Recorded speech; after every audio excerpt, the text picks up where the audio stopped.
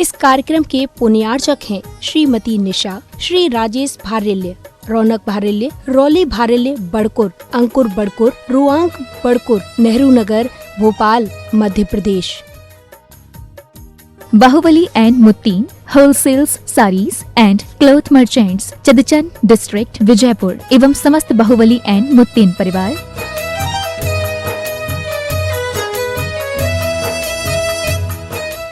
महावीरा जीरोन पौधों को दे सूक्ष्म तत्वों का पोषण, उनमें डाले नई जान। महावीरा जीरोन।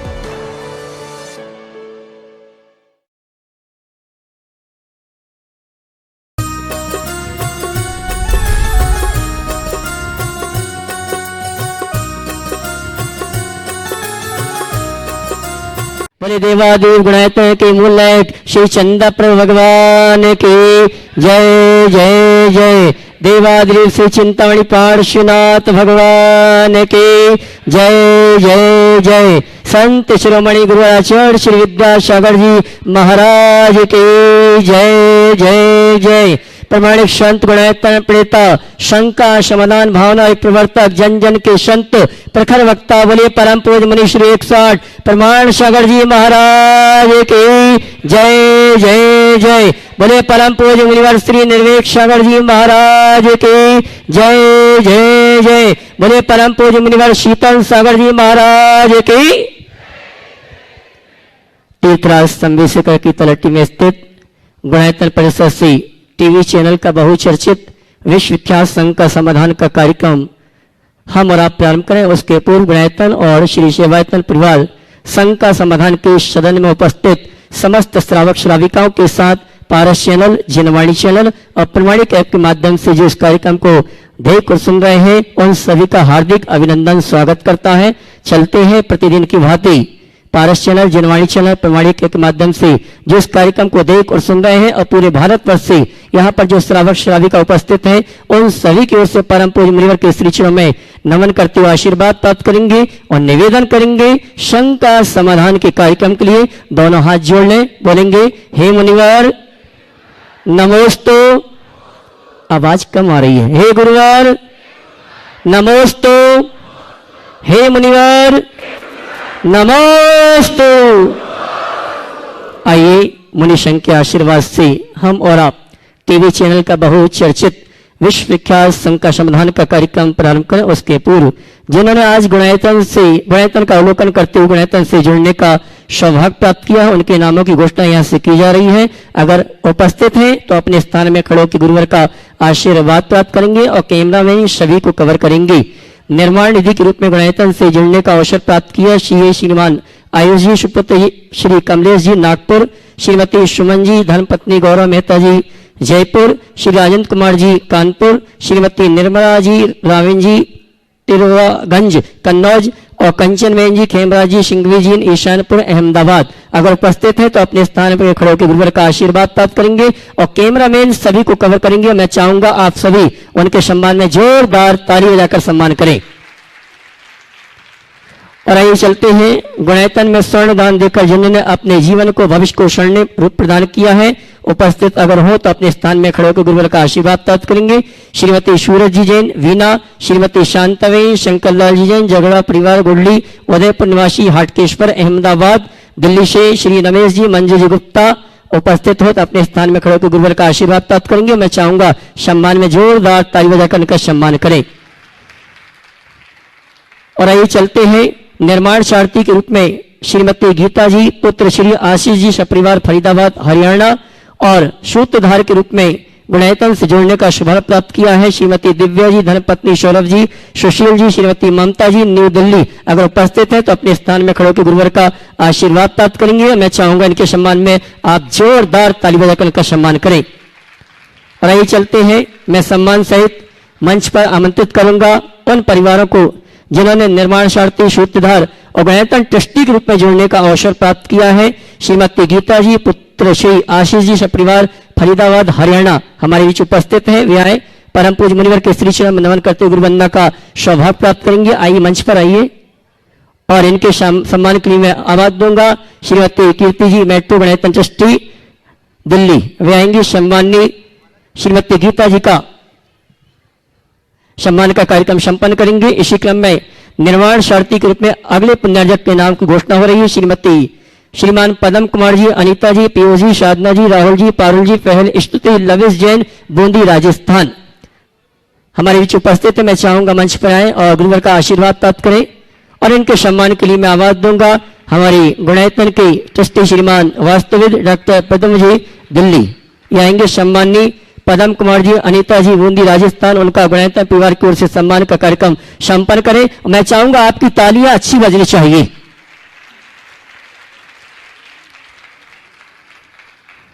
और आइए चलते हैं सूत्रधार के रूप में जिन्होंने गुणायतन से जुड़ने का सौभाग्य प्राप्त किया है, श्रीमान प्रदीप कुमार जी, श्रीमती आशा जी, पीओजी, सपना जी, समर्थ जी जैन, जयपुर, राजस्थान। वे आएंगे श्रीमान प्रदीप कुमार जी पूरे परिवार के साथ हैं, जयपुर, राजस्थान, और इनके सम्मान के लिए मैं आवाज दूंगा हमारे गुणायतन ट्रस्टी श्रीमान अरुण जी, जयपुर, और गुणायतन ट्रस्टी श्रीमान प्रेमचंद जी, अजमेरा, नशीराबाद। ये आएंगे सम्मानीय प्रदीप कुमार जी का गुणायतन परिवार की ओर से सम्मान का कार्यक्रम संपन्न करेंगे। और सम्मान के समय मैं चाहूंगा आपकी तालियों का सम्मान श्रीमान प्रदीप कुमार जी सब परिवार आए और इनके सम्मान के लिए मैंने आवाज दी। गुणायतन ट्रस्टी अरुण जी, जयपुर, और गुणायतन ट्रस्टी श्रीमान प्रेमचंद जी, अजमेरा, नशीराबाद। और आइए चलते हैं गुणायतन ट्रस्टी के रूप में जिन्होंने जुड़ने का सौभाग्य प्राप्त किया है, हमारे बीच नहीं है, लेकिन नाम की घोषणा जब करूं तो मैं चाहूंगा आपका सम्मान में तालियां जरूर बजना चाहिए। श्रीमान भूपेन्द्र जी, श्रीमती नीलमा जी, शुभम जी, सम्यक जी, दिल्ली।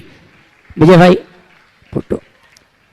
इसी वर्ष इनके ज्येष्ठ पुत्र शुभम का चयन आईपीएस के रूप में हुआ और उन्होंने यूपीएससी में 152 नंबर रैंक प्राप्त की। इनके दूसरे पुत्र सम्यक आईआईटी दिल्ली में कंप्यूटर साइंस ब्रांच में 4th ईयर के स्टूडेंट हैं। ये दोनों भी गुरुदेव आपसे आशीर्वाद चाहते हैं, जोरदार इनके परिवार के लिए ताली बजाकर इनका सम्मान करें। और आइए चलते हैं हमारे बीच यहां पर उपस्थित नहीं है, मैं चाहूंगा नाम की घोषणा हो तो तालियां आप जरूर बजाएं। श्रीमान कल सेवायतन के ट्रस्टी बनने का अवसर प्राप्त किया था और आज गुणायतन के ट्रस्टी बनने का जिन्होंने सौभाग्य प्राप्त किया है, श्रीमान राजन जी, श्रीमती मोनिका जी, दक्ष जी, यशिका जी, नई दिल्ली हमारी उपस्थित नहीं, मैं चाहूंगा उनके सम्मान में आप जोरदार ताली बजाकर उनका सम्मान करें।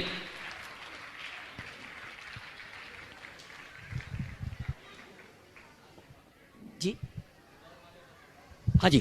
हाँ जी, इसी क्रम में गुणायतन ट्रस्टी के रूप में क्षमा चाहूंगा हमारे इंदौर से श्रीमान राजकुमार जी, श्रीमती साधना जी, सुवी जी, शुभ जैन इंदौर, जिन्होंने आज गुणायतन में गुणायतन ट्रस्टी के रूप में जोड़ने का सौभाग्य प्राप्त किया। मैं सम्मान सहित आमंत्रित करूंगा और उनके सम्मान के लिए मैं आमंत्रित करूंगा उनके साड़ू भाई गुणायतन ट्रस्टी श्रीमान अशोक जी, सुषमा जी, सिंगई, खोरई, और साथ में डॉक्टर संजय जी सागर, ये भी जावे हमारे सम्मानी श्री राजकुमार जी परिवार का सम्मान का कार्यक्रम संपन्न करें।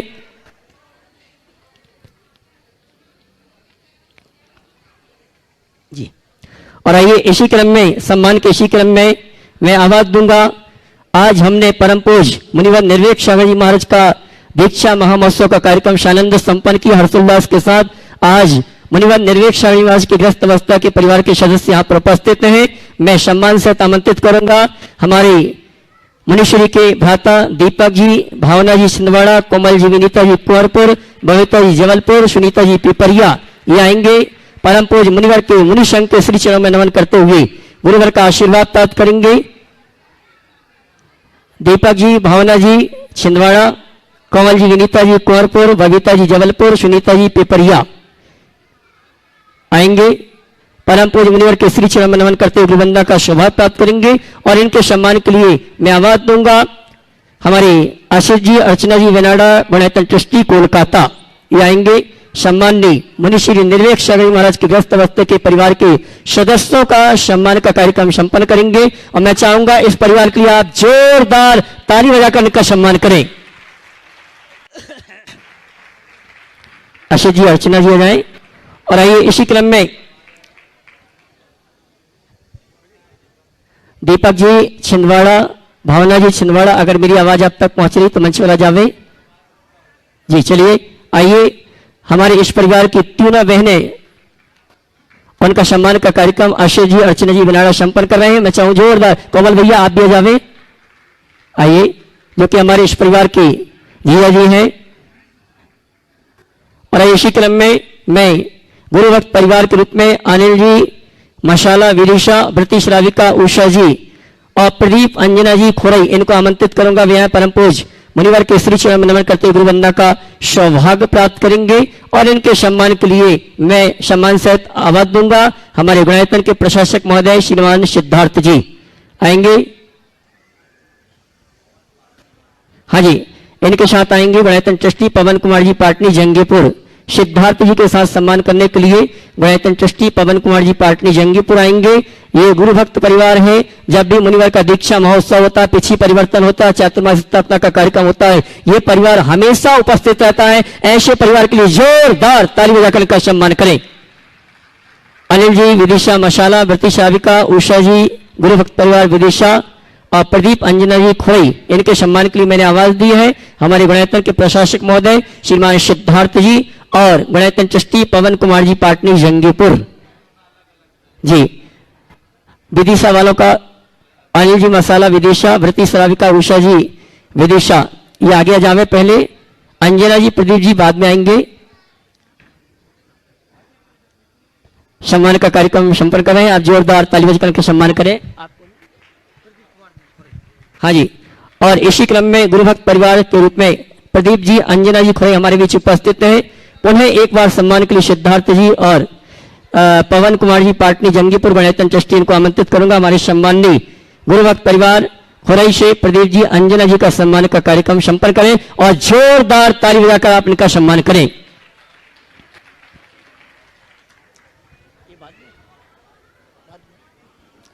और आइए चलते हैं टीवी चैनल का बहुचर्चित विश्व विख्यात शंका समाधान का कार्यक्रम हम प्रारंभ करेंगे। और सबसे पहले शंका लेकर आए हैं हमारे गुणायतन ट्रस्टी राजकुमार जी, साधना जी, इंदौर।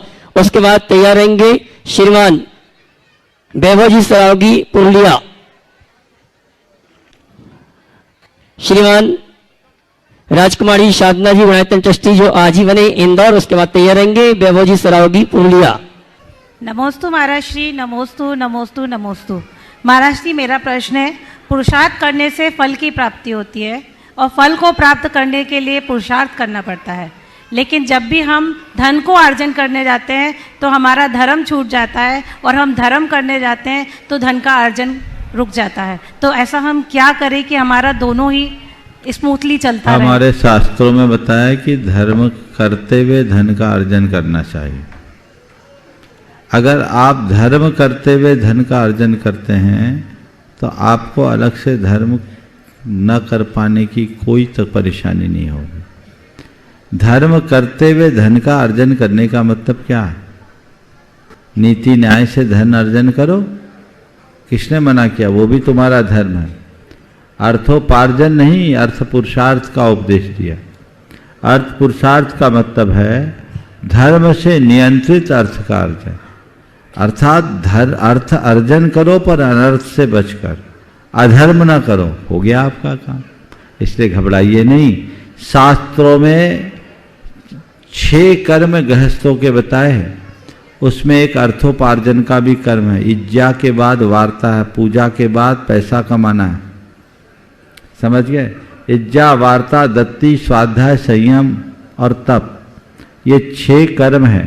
तो उसमें दूसरे नंबर पर वार्ता है। जीविकोपार्जन के बिना गृहस्थी नहीं चलेगी, पर जीविका हो कैसी? सम्यक आजीविका, ये ध्यान रखें। श्रीमान वैभव जी सरावगी, पुरुलिया। और राजकुमार भी। हाँ बोलो बोलो। छोटा सा प्रश्न था, आजकल के बच्चे धर्मवान की जगह कर्मवान बन रहे हैं। हाँ, और दानवान की जगह दयावान बन रहे हैं। उनको लोगों के प्रति करुणा तो है, लेकिन कई बार वो मंदिर के लिए जैसे दान देते हैं तो उनको अच्छा नहीं लगता है कि जो जिनको ज़रूरत है उनके लिए दो। तो कुछ ऐसा कुछ करा जाए कि धर्म भी चलता रहे और दया उनके प्रति हो, कि उनको काम मिले और व्यापार भी करें और उनको आगे बढ़ने का मौका मिले। देखिए आपका सवाल बहुत अच्छा। धर्मवान बनने की जगह कर्मवान और दानवान बनने की जगह दयावान। देखिए कर्मवान होना बुरा नहीं है, बस खटकर्म से बच जाए, सत्कर्म करे। कर्मनिष्ठ होना अच्छी बात है, व्यक्ति को कर्मनिष्ठ होकर काम करना चाहिए, लेकिन उस कर्म को भी धर्म के दायरे में अपनाओ। जो बच्चे कहते हम तो केवल कर्म पर भरोसा रखते हैं, उनको ये बात समझना चाहिए कि मैं जिस कर्म की बात कर रहा हूं उसकी भी कोई बैकिंग है। वो बैकिंग किसकी है? पुण्य की है। वो पुण्य कहां से आता है? वो तुम्हारे धर्म से आता है। इसलिए धर्म को किसी भी परिस्थिति में भूलना नहीं चाहिए। जब हम धर्म को याद करके चलेंगे तभी हम कर्म को पूरा कर पाएंगे। और दयावान बनो, पर दया भी तभी कर पाओगे जब दान करोगे। व्यक्ति के हृदय में जब तक परमार्थ का बोध नहीं होता तब तक वे अपने जीवन में परिवर्तन नहीं ला सकते। तो परमार्थ बोध के साथ यदि धर्म का कार्य करने लगेंगे तो दयाशील भी रहेगा और दानशील भी रहेगा। दया अल्पकालिक परिणति है और दान पूरे जीवन के लिए होती है, जिससे भव भव का उद्धार होता है। हमें इसका ध्यान रखना चाहिए। नमस्ते गुरुवार। नमस्ते। बाबा जी शराबी बोलिए। संत शिरोमणि आचार्य मुनिवर विद्यासागर महाराज की जय जय जय। मुनिवर प्रमाण सागर महाराज सीधे सवाल करिए। महाराज जी, मुझे बहुत परेशान थी मैं महीने 2 महीने से। मैं ये बात अच्छी तरह से जानती हूँ कि हमारे जैन साधुओं की तपस्या बिल्कुल बहुत ज़्यादा गुणगान है, उनकी तुलना में कुछ भी नहीं है। बट महाराज जी, अभी महीने 2 महीने पहले एक चीज़ सुनने को आई थी, हमारे जैन साधु की जो हत्या कर दी गई थी उससे मन बहुत ज़्यादा विचलित हो गया था। मतलब हम लोग अपनी परेशानियों में मंदिर जाते हैं, साधुओं के पास जाते हैं तो मन बिल्कुल घबरा सा जाता है कि हमारी रक्षा का क्या। तो कृपया मार्गदर्शन करिए कि हम अपने मन को कैसे समझाएं। देखिए, आपका नहीं, सारी दुनिया का मन विचलित हुआ, चूंकि ये घटना बड़ी हृदय विदारक थी। तो ये विचलित होना स्वाभाविक है, लेकिन भ्रमित होना अच्छी बात नहीं। आपके मन में जो भ्रम उत्पन्न हुआ कि जब साधु ही सुरक्षित नहीं तो हमारी सुरक्षा कैसे होगी, हम अपनी रक्षा के लिए साधुओं के पास जाते हैं, अब हम किसके पास जाए। नहीं, एक बात सदैव ध्यान में रखना कि साधु तुम्हारी रक्षा नहीं करते, भगवान भी किसी की रक्षा नहीं कर सकते। मरने से कोई किसी को नहीं बचा सकता। बस साधु के पास जाओगे तो मरने के डर से बच जाओगे, मृत्यु के आतंक से बचोगे। साधु तुम्हें अमरत्व का पाठ पढ़ाते, उसके लिए जाओ। जहां तक बात है रक्षा की, तो शास्त्रों को खोल कर देखो, जितने उपसर्ग साधुओं पर हुए हैं उतने किसी पर नहीं। और मैं अक्सर कहता हूं, कसौटी पर सोने को कसा जाता है, पीतल को नहीं। परीक्षा साधुओं की होती है, डाकुओं की नहीं। उपसर्ग साधुओं पर आते हैं, डाकुओं पर नहीं। और परीक्षा सतियों की होती है, वेश्याओं की नहीं। ये तो होगा। शास्त्रों में देखो, आज तो बहुत कम उपसर्ग है। चौथे काल में कितना भयानक भयानक उपसर्ग होता था। गज कुमार मुनिराज को याद करो, जिनके सिर पर जलती हुई सिगड़ी जला दी गई। कितना भयानक उपसर्ग। गुरुदत्ता जी पंच मुनि राजों को धुआं में बिल्कुल घुट घुट कर मरने को बाध्य कर दिया गया। अगमपलादिक 700 मुनि को कैसे कितना दारुण कष्ट दिया गया है ना। तो साधुओं पर कष्ट आता, खुद पारसनाथ भगवान पर कितना कष्ट आया कि नहीं आया। और तुम उन्हीं पारसनाथ के चरणों में जाते हो, तुमसे लागी लगन दे लो अपनी शरण, पारस प्यारा मेटो जी। तो पारसनाथ भगवान के जीवन चरित्र को ठीक तरीके से समझो और ये तय करो कि जीवन का मर्म क्या। बस आशीर्वाद चाहूंगा ऑनलाइन प्रश्न के लिए, उसके बाद तैयार रहेंगे देश जी भोपाल। मुनिवर श्रीमती सालू जी जीएन टीकमगढ़ आपके श्री चरण नमन करते हुए आशीर्वाद प्राप्त करना चाहती हैं। उनकी शंका है, किसी महिला की मां उसके साथ उसके ससुराल में रहती है और वहीं पर उसका स्वर्गवास हो जाता है, तो उस महिला और उसके परिजनों को कितने दिन का सूतक लगेगा। महाराज जी, स्वर्गीय महिला के पुत्र जीवित हैं और आर्थिक रूप से बहुत संपन्न भी हैं, तो उनको सूतक लगेगा या नहीं, क्योंकि महिला उनके साथ नहीं रहती थी और उनके घर की शुद्धि आदि करने की जरूरत है या नहीं, और महिला के स्वर्गवास के बाद लोक व्यवहार की शुद्धि का शांति विधान आदि काम बेटे को करना चाहिए अथवा बेटी को महाराज जी समाधान करने की कृपा करें। देखिए, ये बड़ा विचित्र प्रकार का सवाल है। सवाल मुझे जहाँ तक समझ में आ रहा है, केस कुछ उल्टा है। ऐसा दिख रहा है कि कोई माँ है जो अपनी बेटी के पास रह रही है और बेटे संपन्न होने के पास भी पास में नहीं। सवाल है, बेटी अपनी ससुराल में है, सूतक माँ का लगेगा नहीं लगेगा। बेटी जिस दिन विदा हुई उस दिन उसका गोत्र बदल गया, तो बेटी को सूतक तो शास्त्र के हिसाब से नहीं लगेगा, एक दिन का सूतक माना जाएगा। लेकिन अब क्रियाकर्म कौन कर रहा उस पर डिपेंड करेगा। आजकल बेटियां मुखाग्नि देने लगी, पता नहीं इस प्रकरण में क्या हुआ, क्रियाकर्म किसने किया। तो मैं कहता हूं, यद्यपि शास्त्र में ऐसा कुछ नहीं है, पर अगर बेटी मुखाग्नि दी है तो वो तो बेटा ही बन गई, फिर पूरा सूतक मानना चाहिए। अगर मुखाग्नि दी है तो फिर वो बेटा बन गई। यद्यपि मैंने आपसे कहा शास्त्र में इस विषय में कुछ नहीं है। शास्त्र के अनुसार बेटी के पास अगर माँ बाप भी रहे तो उसको उसका सूतक नहीं लगता, मात्र एक दिन का सूतक लगता है।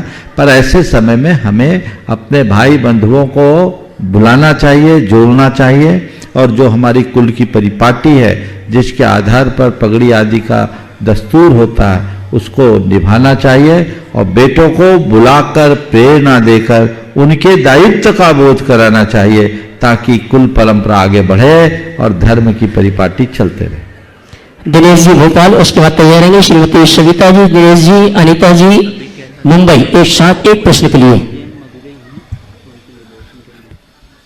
महाराज श्री के चरणों में नमोस्तु नमोस्तु नमोस्तु, इच्छामी इच्छामी इच्छामी। सर्वप्रथम महाराज श्री मैं चाहूँगा कि अयोध्या नगर जैन समाज की ओर से, सभी की ओर से नमोस्तु, और उनको सभी को आशीर्वाद प्रदान करें।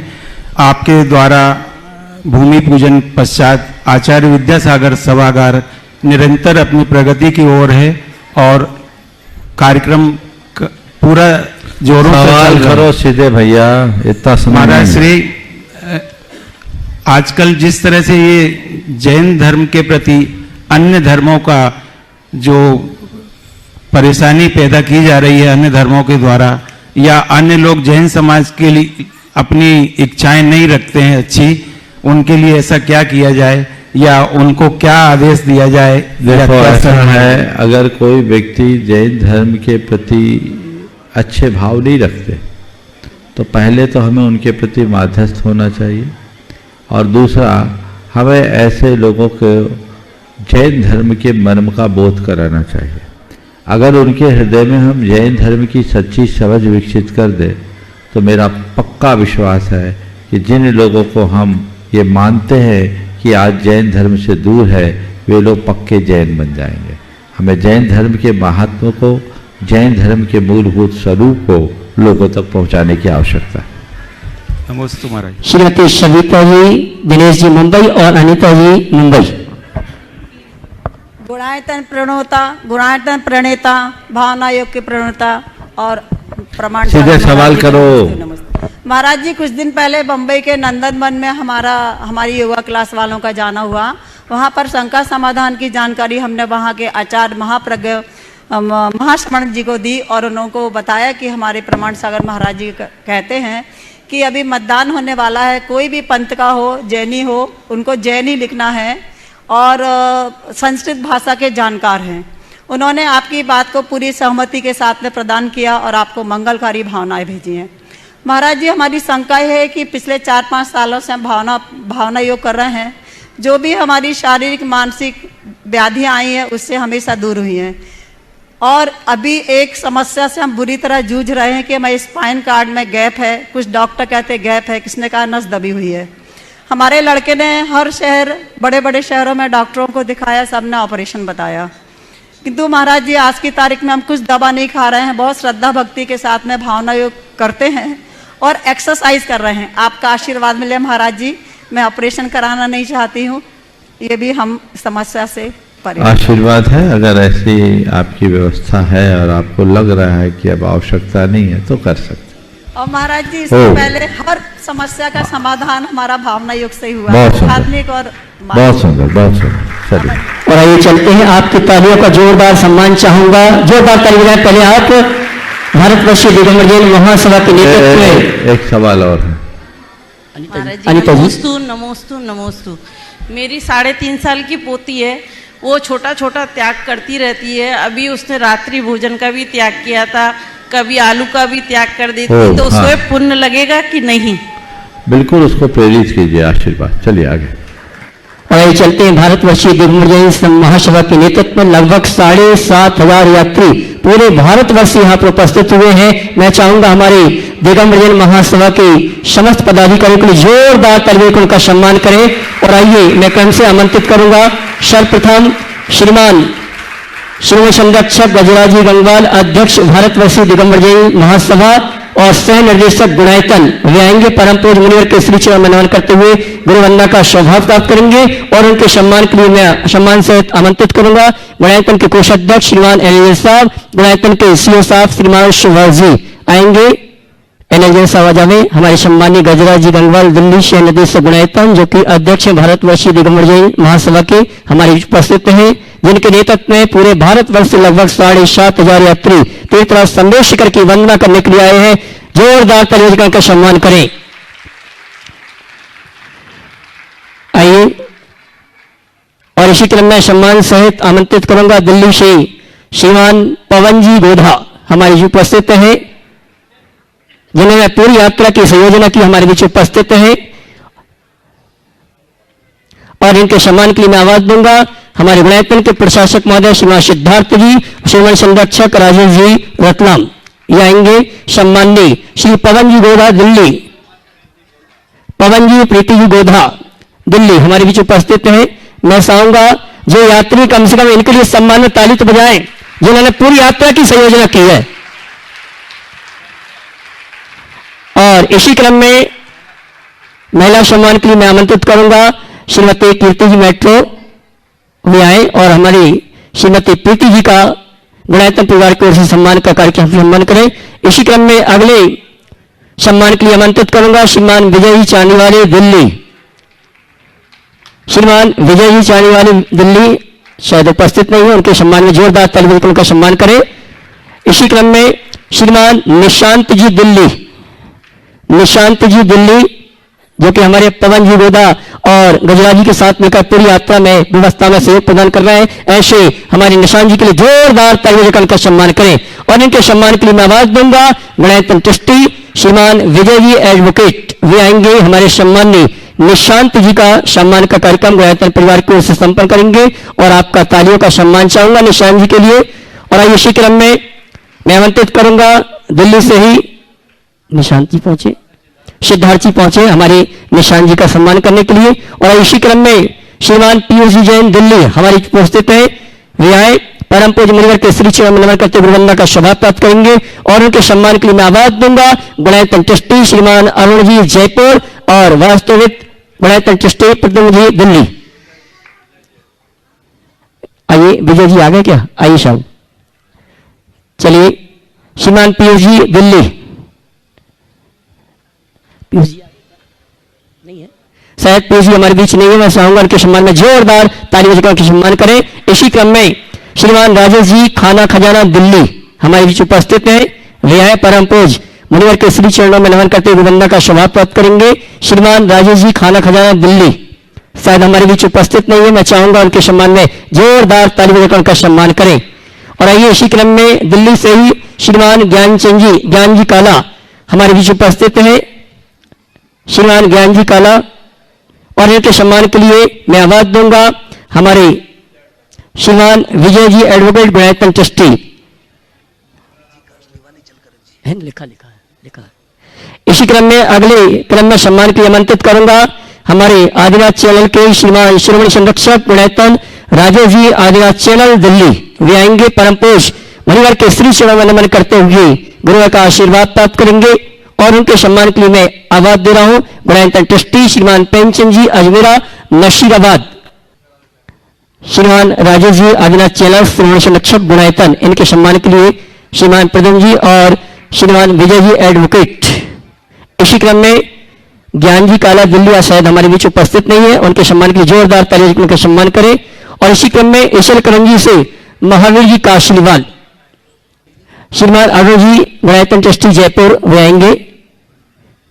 हमारे सम्माननीय श्रवण संरक्षक राजेश जी आदिनाथ चेलल और श्रीमती अर्चना जी वेनाडा, उनको आमंत्रित करूंगा महिला सम्मान के लिए, जल्दी आए।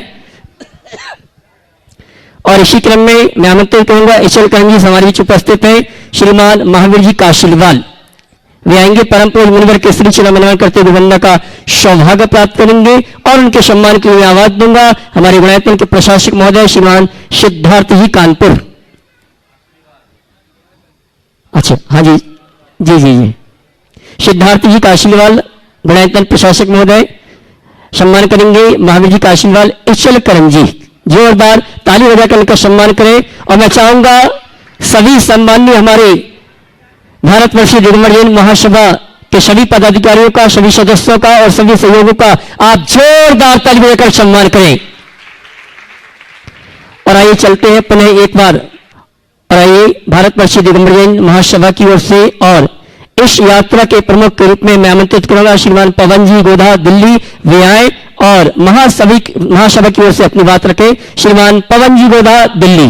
जय बोलिए आचार्य भगवान श्री विद्यासागर जी महाराज की, समस्त आचार्य संघ की। आज का ये परम सौभाग्य 2012 में जब 800 भाई बहनों को हम लेकर के आए थे, जब गुरुदेव ने कहा कि अगली बार कितने लेके आओगे, वो दिन मुझे याद है कि अब वो संख्या गुरुदेव के आशीर्वाद से और दिल्ली में बैठे हुए हमारे उपाध्याय श्री गुप्ती सागर जी महाराज के आशीर्वाद से, उनकी प्रेरणा से एक विशाल मंदिर, विशाल हॉस्पिटल जिनके आशीर्वाद से बनने जा रहा है। गुरुदेव आज हमारा प्रश्न नहीं है, आपसे यही आज्ञा चाहते हैं कि जितने भी यात्री आए हैं, करीब 6872 यात्री टोटल, जिसमें 12 ट्रेन व 2 फ्लाइट आई हैं, उन सबको आप ऐसा आशीर्वाद दें कि सबकी वंदना सकुशल हो, सब अपने अपने घर सही सलामत पहुंच जाए। और जिस तरीके से सभी ट्रेन समय पर यहां पर आई है, सभी अपने अपने घर पर समय पर पहुंच जाए, ऐसा आपके आशीर्वाद से ही हो सकता है। और ये आपके आशीर्वाद से ही हमारी शक्ति बढ़ी है। यही आज का हमारा प्रश्न है। और आइए इसी क्रम में आमंत्रित करूंगा ओम एक बार जोरदार करतल ध्वनि कर दीजिए। बहुत कर्मठ और जुझारू व्यक्तित्व है, इतने सारे लोगों को अलग अलग ठिकानों से इकट्ठे करके ला। यहाँ जा पवन, सामने आओ पवन, इधर आओ। इतने सारे लोगों को इकट्ठे करके अलग अलग ठिकानों से लाना और ठिकाने पहुंचाना बहुत बड़ी बात है। यह इनके मैनेजमेंट की कुशलता का उत्कृष्ट उदाहरण है और सब यात्रियों में हर्ष होता है। शायद यही वजह है कि हर साल इनकी संख्या बढ़ते जा रही है, बढ़ते जा रही है, बढ़ते जा रही है। मैं भावना भाता हूँ ऐसी इनकी संख्या बढ़े और बढ़ के ये आज तीर्थ यात्रा करा रहे हैं, कल ये खुद तीर्थ बनने का सौभाग्य प्राप्त करे। आशीर्वाद ऋषभ जी का आशीर्वाद ईशल करंजी। इसके बाद सम्मान सहित आवाज दूंगा मुनिश्री निर्वेक शरण की ग्रस्त अवस्था की भतीजी कुमारी प्रज्ञा जैन छिंदवाड़ा। नमोस्तु महाराज जी, नमोस्तु महाराज जी। महाराज जी, मैं संपूर्ण दक्षिण जैन समाज की ओर से 1 मिनट का समय चाहते हुए इतना कहूंगा कि पूरा दक्षिण समाज आपके सानिध्य के लिए लालायित है। आपके संपूर्ण संघ के चरण दक्षिण समाज की ओर पड़े और हमें भी धर्म लाभ मिले, ऐसा मैं पूर्ण ईशल करंजी समाज की ओर से करीब 150-200 लोग महाराज जी आए हुए हैं। हम ये चाहते हैं कि आपका वहां एक बार विहार हो और हमको सानिध्य मिले। सिर्फ 1-2 पंक्तियों के साथ, गुरुदेव बहुत कुछ पाया मैंने, बस आपको पाना बाकी है। यूं तो घर में कुछ कमी नहीं, बस आपके चरण पड़ना बाकी है, ऐसा हमें लाभ मिले। और मेरा एक छोटा सा प्रश्न गुरुदेव, कि हमेशा ये कहते हैं उत्कृष्ट द्रव्यों के साथ, उत्कृष्ट भावों के साथ पूजा करनी चाहिए, उत्कृष्ट फल मिलते हैं। मेरे इस प्रश्न महाराज जी ऐसा है, अगर मेरे पास साधन नहीं है, कमी है और उत्कृष्ट द्रव्यों से पूजा नहीं कर सकता हूं, लेकिन भाव मेरे उत्कृष्ट हैं, तो क्या मुझे उत्कृष्ट फल मिलेंगे क्या? अब इस प्रश्न में एक प्रश्न है, क्या महाराज श्री पूजा अर्चना अभिषेक शांति धारा क्या फल की प्राप्ति के लिए करनी चाहिए क्या? क्योंकि उत्कृष्ट द्रव्य से करना उत्कृष्ट फल पाने के लिए, तो ये दोनों प्रश्न के मुझे समाधान चाहिए। देखिए, पहले सवाल का उत्तर दूंगा तो दूसरे का उत्तर अपने आप मिल जाएगा। आपने बहुत अच्छा सवाल किया है, क्या उत्कृष्ट द्रव्य का ही उत्कृष्ट फल मिलता है? इसका आधा उत्तर यह है कि उत्कृष्ट द्रव्य से उत्कृष्ट फल मिलता है, पर इसका दूसरा उत्तर यह है कि उत्कृष्ट द्रव्य से ही उत्कृष्ट फल नहीं मिलता, उत्कृष्ट भाव से उत्कृष्ट फल मिलता है। और आपने जिस जगह यह सवाल किया है वो यहाँ तो बहुत पुराना उदाहरण है देवपथ खेवपथ का, आपने सुना होगा। यहाँ एक सेठ आया था संघ लेकर हजारों लोगों की समूह के साथ, और वो संघ लेकर आया था, वो मोतियां चढ़ाता था। उसके समूह में एक रसोइया भी था, वो लोगों का भोजन बनाने में मगन हो जाता था। लोगों की तैयारियां लोग करे, दिन में वंदना करके आए, इनके खाने पीने का इंतजाम करे, पर उसके हृदय में बड़ी प्रगाढ़ श्रद्धा थी कि मुझे वंदना करनी है। तो उसने क्या किया, रात में वंदना की, रात अंधेरे जाके वंदना की ताकि वंदना भी हो जाए और मेरी ड्यूटी भी पूरी हो।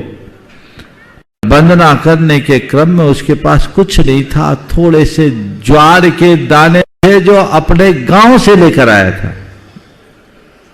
हर टोंक पे श्रद्धा भक्ति से ज्वार चढ़ा दिया। चढ़ाने के बाद वापस लौटा। लौटने के बाद जब सेठ वंदना करने के लिए गया तो हर टोंक पर मोतियों के पुंज दिखाई पड़े। सेठ की आंखें फटी रह गई, ये कौन, मेरे से बड़ा सेठ कौन आ गया? ये जो थोड़े ऐसे सेठ होते उनके अंदर ऐसा भाव आ जाता, मुझसे बड़ा कौन आ गया। अरे मोती तो मैं चला रहा हूं, इस संघ में मेरे संघ के अलावा यहां और कोई यात्री नहीं है, आखिर ऐसा कौन आया जो प्रभु चरणों में मोती चढ़ाता, और मैं तो एक दो टोकों में चढ़ाता, ये सब टोकों में चढ़ा रखा है, और मैं 4, 10, 20 मोती चढ़ाता, ये तो पूरे पुंज है।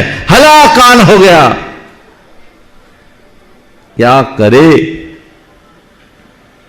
छानबीन की, अपने गुप्तचर लगाया कौन है, पता लगा रात में ये देवपथ गए थे, देवपथ खेवपथ जो थे, वो जाकर वंदना की। अच्छा वो किया, उसने मोती चुराया, लगता है मेरे घर से मोतियां चुरा कर चढ़ाया होगा। ध्यान रखना, बड़े लोगों को छोटे लोगों पर ज्यादा संशय होता है, और वो प्रायः सबको चोर ही समझते हैं, क्योंकि जो अंदर होता है वो बाहर दिखता है।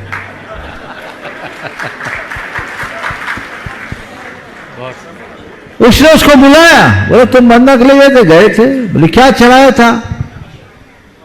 बोले मेरे पास है क्या, मेरे पास ज्वार के दाने। मैं झूठ बोलते हो, तुमने मोतिया? हजूर मैंने मोती की शक्ल नहीं देखी, मोतियां मेरे पास होती तो आपकी चाकरी क्या करता। तुमने क्या चढ़ाया? बोले ज्वार चढ़ाया। देखा तो उसके जेब में ज्वार के कुछ दाने भी थे। बोले अच्छा, ज्वार चढ़ाए तो मोती बन गए, उसका दिमाग चकराया, वो सारा दृश्य दिखने लगा। बोले मेरे सामने चढ़ा के दिखाओ। सेठ गया, उसके सामने देवपथ ने जब ज्वार चढ़ाए, देखते ही देखते मोती में परिवर्तित हो गए। सेठ का अभिमान गल गया, वो चरणों में गिर गया। मैं तो कहने को सेठ हूं, पर सच्चे अर्थों में सच्चा सेठ तू है, क्योंकि तू भगवान का सच्चा भक्त है। तो मैं समझता हूं भावों में अगर उत्कृष्टता है तो द्रव्य अनुत्कृष्ट होने पर भी उत्कृष्ट फल देगा, और भावों में अनुत्कृष्टता है तो उत्कृष्ट द्रव्य का भी कोई फल नहीं मिलेगा। तो ऊंचे भावों के साथ ऊंचा द्रव्य चढ़ाओ। जब तुम सब काम ऊंचा करते हो तो भगवान के नाम में नीचा काम क्यों?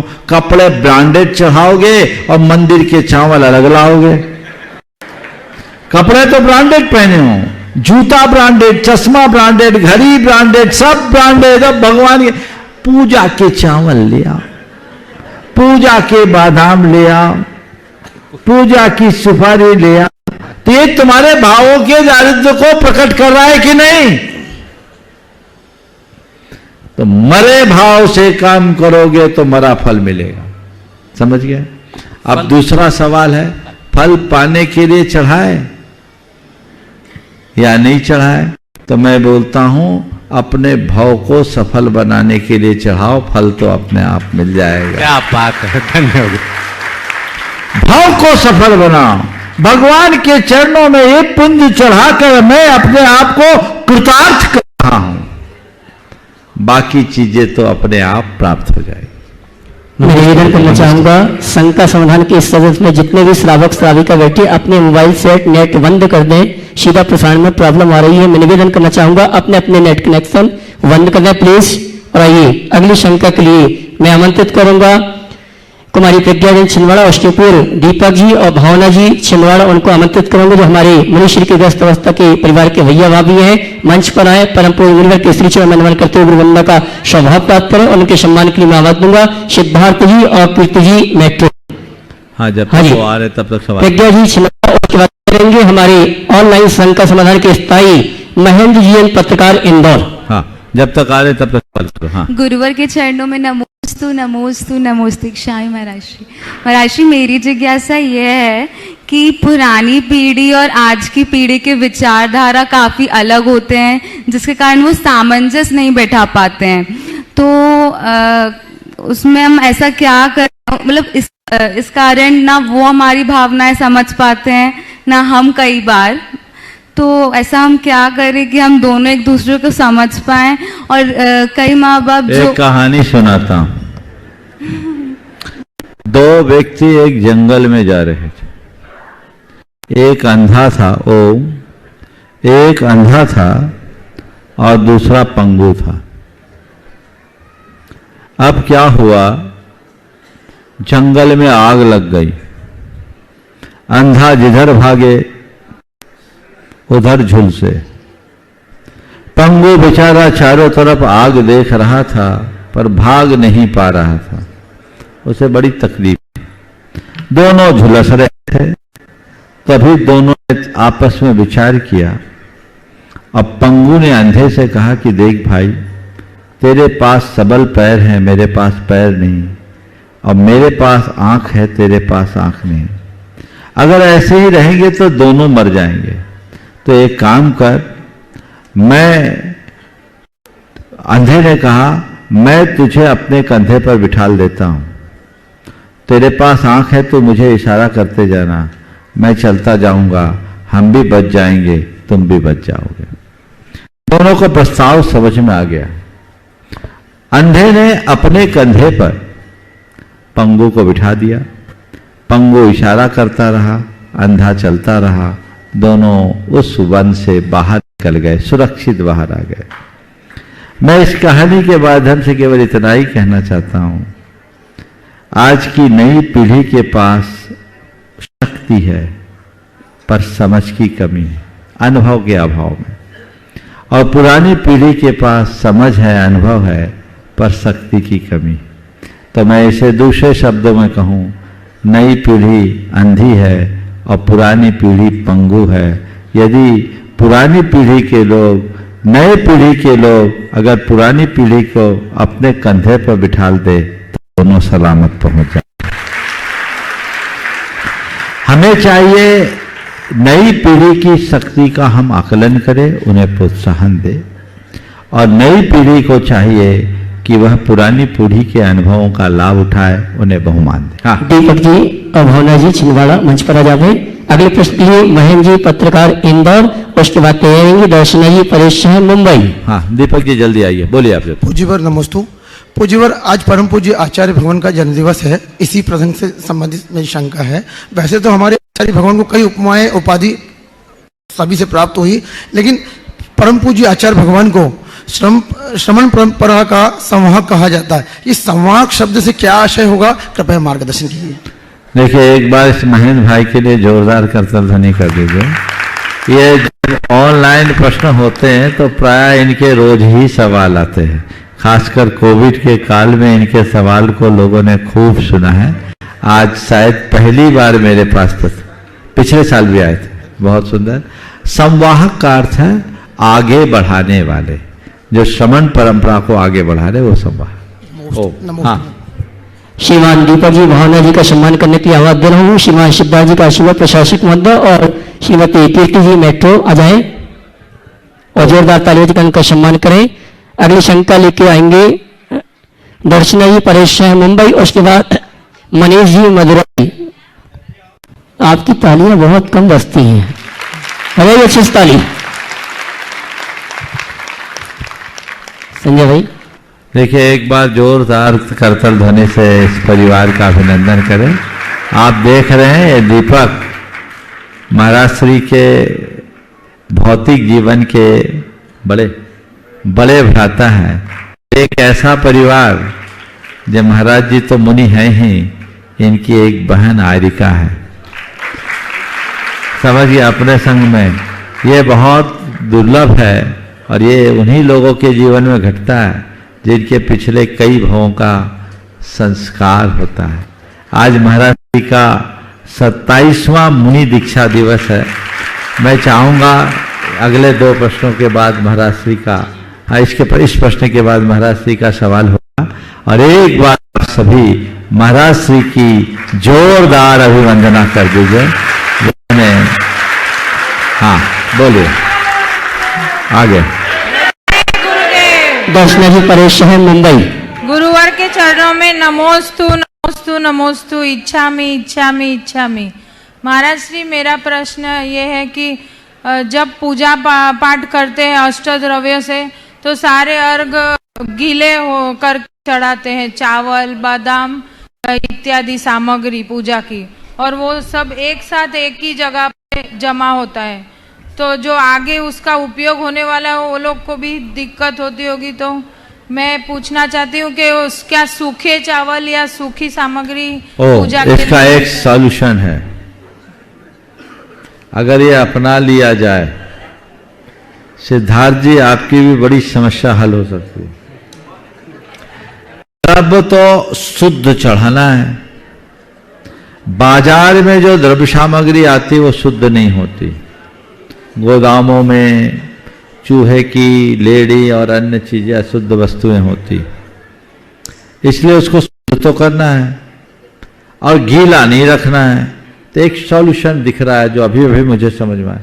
पहले से धो के सुखा लो और सूखे द्रव्य चढ़ा दो, टूटेंगे नहीं अगर हिसाब से करोगे तो। धोने का तरीका है, टोकनी में डालो बांस की और चावल को हिलाए बिना पानी डाल करके उसको धो लो, साफ हो जाएगा। और उसको फैला के सुखा लो कम पानी में। चावल नहीं टूटा, और टूट भी जाए तो अशुद्ध से अच्छा है टूटे चावल चलाना। यह काम किया जा सकता है अगर धो करके सुखा लिया जाए तो। और अभी मुझे कुछ इशारा दे रहे थे, पोंछ ले, जैसा बहुत से लोग बरसात के दिनों में आहार के टाइम में गेहूं नहीं सूख पाता तो पोंछ के काम चलाते हैं। तो पोंछने का भी एक विकल्प हो सकता है, गीले कपड़े से पोंछना, सूखे कपड़े से नहीं, हल्की, और उनको सुखा लो और सुखा के आप अपनी सारी द्रव्य सामग्री रखो। सिद्धार्थ जी, इस बार के विधान से ये काम कीजिए, एक अच्छी शुरुआत होगी और आपका टेंशन कम हो जाएगा। है टाइम, अभी से करो। देखो कितना, अभी तो धूप बहुत अच्छी निकल रही है, थोड़ी मशक्कत होगी। आप प्रशासक नाम सुन करके ये मत सोचना कि ये कोई यहाँ पगार लेते हैं, ये देते हैं, लेते नहीं हैं। ऐसे कर्मठ, और ये गुणायतन की विशेषता है कि यहाँ ऐसे लोग ही सारा काम कर रहे हैं। और गजराज जी, यहाँ जितने को बिठाया है ना, वो कोई नहीं है जो कभी समाज में नाम चिन्हते हैं। यहाँ वे लोग हैं जिनको कोई पहचानता नहीं था और आज इनने अपने कर्म से अपनी पहचान बनाई है। ये परंपरा हमें आगे बढ़ानी चाहिए। मुनिश्री को नमोस्तु करते हुए, आज हम सबका सौभाग्य है कि संतम काल में भी चतुर्थ काल जैसी चर्या पालन करने वाले आचार्य गुरुवर हमें मिले और उनके सानिध्य में उनके कर कमलों से दीक्षा प्राप्त करके संयम पथ पर बढ़ने का सौभाग्य मिला। पूज्य मुनि श्री 35 वर्ष हो गए गुरु महाराज के सानिध्य निर्देशन में अपने संयम का पालन कर रहे हैं। मुनि श्री ने बहुत निकट से रह करके गुरु जी के सानिध्य में सिद्धांतों का अध्ययन किया तो साथ साथ समय सार के मर्म को भी समझा। अभी चर्चा के दौरान पूज्य बता रहे थे कि कुंद कुंद वांग्मय पर लेकर के महाराज श्री चातुर्मास में बहुत अच्छा उद्बोधन इस समाज के लिए दिया था। मुझे याद आ रहा है जब हम रामटेक में थे ब्रह्मचारी अवस्था में, आचिष्य के साथ जंगल जा रहे थे और लौट करके जब आए हमने उनसे अपना कमंडल मांगा आचिष्य का कि हम उसको दो करके रख दें। तो आचिष्य पहले कमंडल तो दे दिया, मुस्कुरा के बोले कि सुनो कुंद कुंद के मुनि बनना है। अब कुंद कुंद के मुनि बनना, उसी समय हम 92 में प्रवेश हुआ और ये 93-4 की बात है। कुंद कुंद के मुनि बनना समझ में नहीं आया, फिर भी आचिष्य के शब्दों को सुनकर के भावना ये रहती है कि कुंद कुंद के मुनि बनना है। तो वास्तव में आपने चूंकि कुंद कुंद के वांग्मय पर जो सारभूत सबको समझाया है, हमें भी ऐसा सार समझा दे कि आचिष्य के वाक्यों को हम सार्थक और कुंद कुंद के मुनि बन करके अपने गुरु का नाम रोशन कर सके। नमोस्तु महाराज जी। देखिए महाराज ने बहुत ही उत्तम भाव प्रकट किए हैं। अब महाराज जी मुझसे कह रहे कि कुंद के मुनि बनने के लिए मुझे मार्गदर्शन दे। जब उदाहरण सामने है तो मार्गदर्शन देने की जरूरत है। महाराज श्री को 26 वर्ष पूरे हो गए, आज 27वें वर्ष में प्रवेश हुआ। और हमारा तो जब संघ में आए तब हम बाहर थे। 1993 में जरूर गुरु चरणों में थे, ये ब्रह्मचारी थे, तो बस वही थोड़ा बहुत परिचय था। अभी पिछले शीतकाल में जब महाराज जी यहाँ आए प्रशांत सागर जी महाराज के साथ, तब 1.5 महीना लगभग साथ रहे और अभी ये चातुर्मास के 4 महीने हो गए। गुरु के पास से 7 में मैं इन्हें देखा। ये बड़े सरल निष्प्रही और अपने कार्य में लीन रहने वाले साधक हैं। आचार्य कुंद कुंद के साधक की यही पहचान है, जो अपनी साधना से प्रयोजन रखे और जो भी काम करे तो निमित्त मान करके करे, अपनी मर्यादा के भीतर रहते हुए काम करे, सब में रहे, निज में रमे। यही हमारे जीवन की साधना का सुफल है। गुरुदेव कुछ ऐसा ही रूप हम सब में देखना चाहते हैं। वे तो नेमा में एक बार कहा था उन्होंने 1999 में कि जब मैं तुम लोगों को देखता हूँ तो मुझे तुम लोगों के भीतर आचार्य कुंद कुंद की छवि दिखती है, मन हर्षित हो उठता है। तो यही छवि हम लोगों को अपने अंदर मेंटेन करके रखना चाहिए। जब तक हम अपने स्वरूप का बोध नहीं रखेंगे तब तक अपने जीवन में कुछ नहीं कर सकेंगे।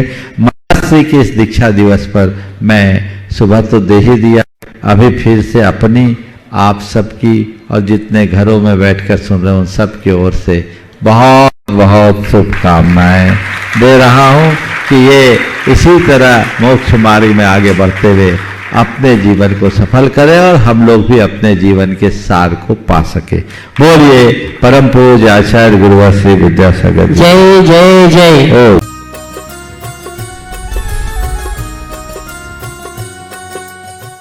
इस कार्यक्रम के पुण्यार्चक थे Shrimati Nisha, Shri Rajesh Bharelya, Raunak Bharelya, Rauli Bharelya Badkur, Ankur Badkur, Ruank Badkur, Nehru Nagar, Bhopal, Madhya Pradesh. Bahubali and Muttin wholesales sarees and cloth merchants, Chadchan district, Vijaypur एवं समस्त बाहुबली एंड मुत्तीन परिवार।